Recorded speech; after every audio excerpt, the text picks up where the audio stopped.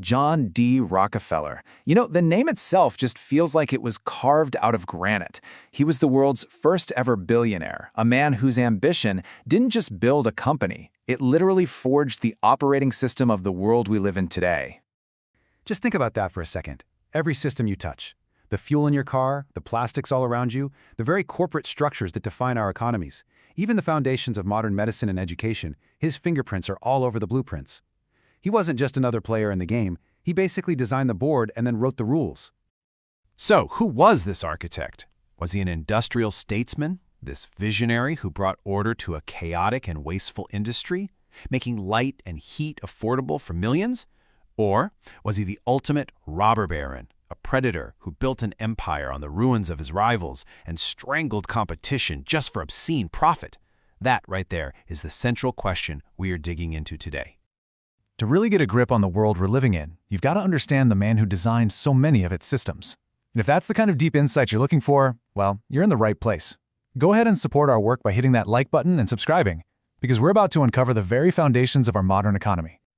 All right, here's how we're going to break it all down. First, we'll look at his role as the architect of the modern world. Then, we're going to weigh the evidence, presenting the case for Rockefeller the statesman, and then the case for Rockefeller the robber baron. After that, we'll see what the government had to say about his empire. And finally, we'll trace his ghost in the machine, the systems he created that are still running all around us today. So, Act 1, Architect of the Modern World. And let me be clear, this is not just a story about oil. No, this is the story of the birth of corporate power as we know it, and how one person, with a single-minded focus, could literally bend the arc of history. I mean, just look at the speed of this. It's incredible. Born to a pious, disciplined mother and a literal con man father, what a combination. Rockefeller was a bookkeeper by 16. At just 24, he dives into the wild west of oil refining. And then, just 16 years later, his company, Standard Oil, has an almost total monopoly, controlling over 90% of all oil refined in the United States. Nothing like it had ever been seen before. Okay, so let's hear the defense. How could anyone possibly justify that kind of dominance? In Act 2, we're making the case for Rockefeller the statesman, using the arguments from his defenders and, well, from the man himself. You see, historian Alan Nevin says that to judge Rockefeller, you first have to understand the world he stepped into. The early oil industry was pure chaos. It was unstable, it was wasteful, it was an environmental nightmare. Nevin saw Rockefeller not as a bad guy, but as a great organizer, a force of nature who brought a rational, efficient system to an industry that was just begging for it. And what was Rockefeller's side of the story? He claimed his success had nothing to do with secret deals or crushing his rivals. Nope, he said it was about a simple, consistent policy. Make a better product, make it cheaper, and do it on a scale that nobody else could even dream of. For him, it was a gospel of merit and efficiency.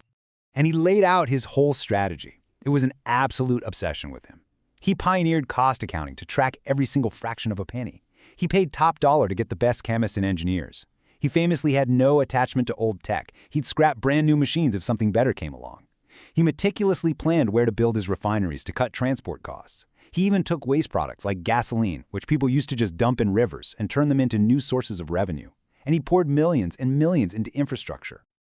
And this is where you really see his logistical genius. In the early days, get this, the wooden barrel used to ship the oil often cost more than the oil inside it. It was insane. So Rockefeller got rid of it.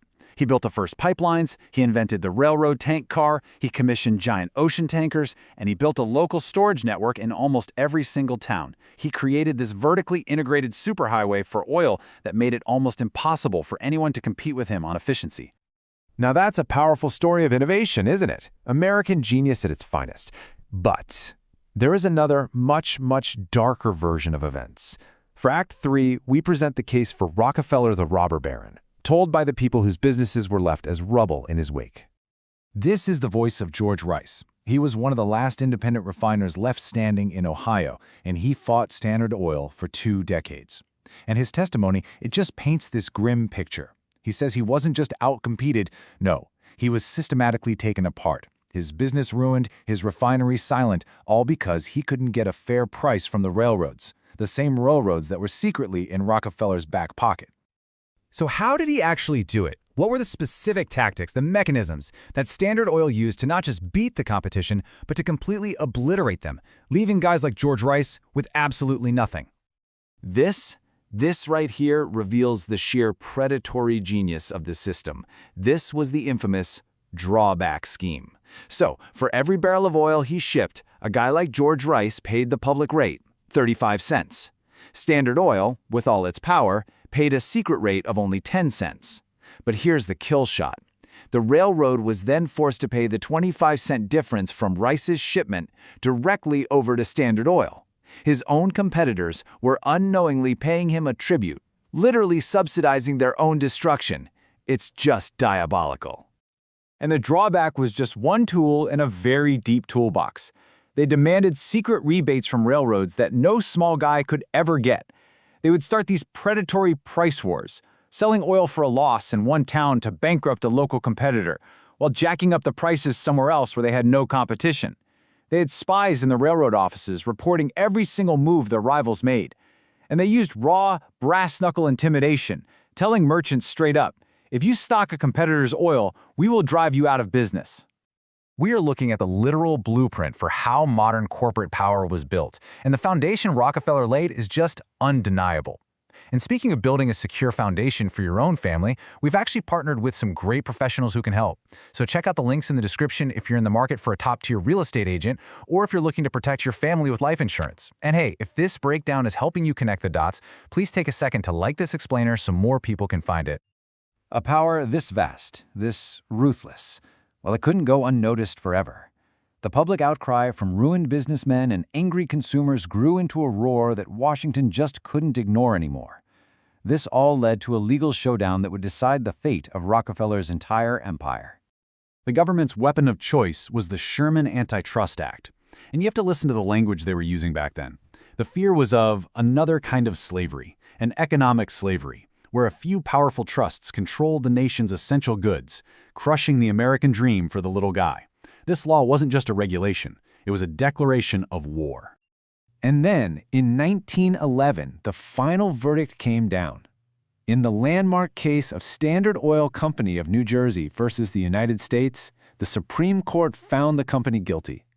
It ruled that they had built their monopoly not just by being better, but through conspiracy, through intimidation, and illegal restraint of trade.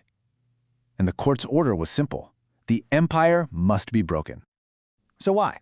Well, this table, put together by the government for its case, it tells the story. See, Rockefeller always argued that his efficiency led to cheaper products for everyone. But investigators saw what they called grotesque figures, a return on investment that just soared, up to 27%. Independent refiners said a fair profit was maybe half a cent a gallon. Standard Oil was making many, many times that.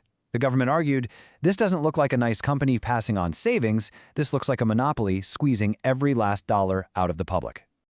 And that wealth all funneled to one man on a scale that is just, it's hard to even wrap your head around.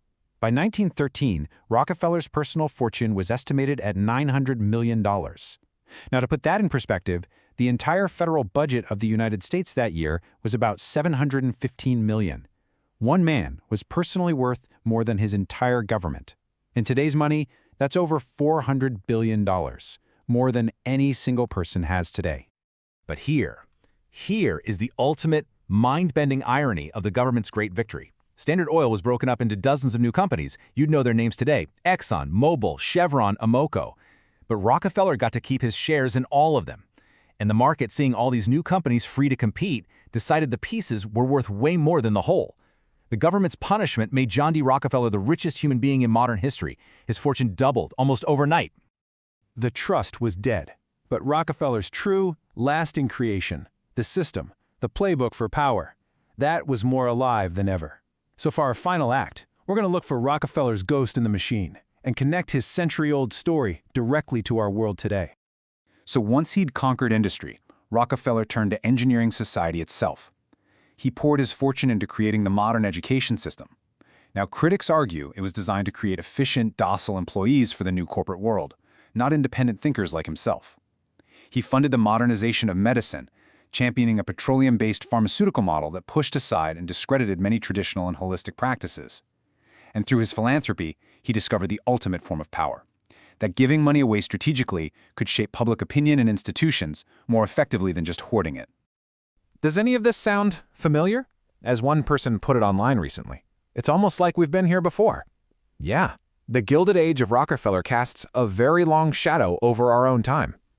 Just look at the echoes today. Think about your internet service provider, often a regional monopoly that works a lot like standards control over a specific railroad line.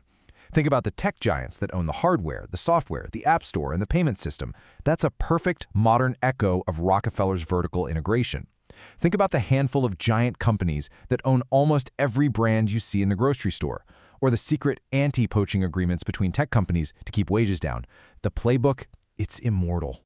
We have traveled from the oil fields of the 19th century all the way to the Supreme Court and right into the DNA of our 21st century world. If you found this journey into the nature of power insightful, make sure you don't miss what's next by subscribing and hitting that little notification bell. And please, share this with someone who needs to understand the history behind today's headlines. So, was he a statesman or a robber baron? You know, maybe the question itself is too simple. He was something new.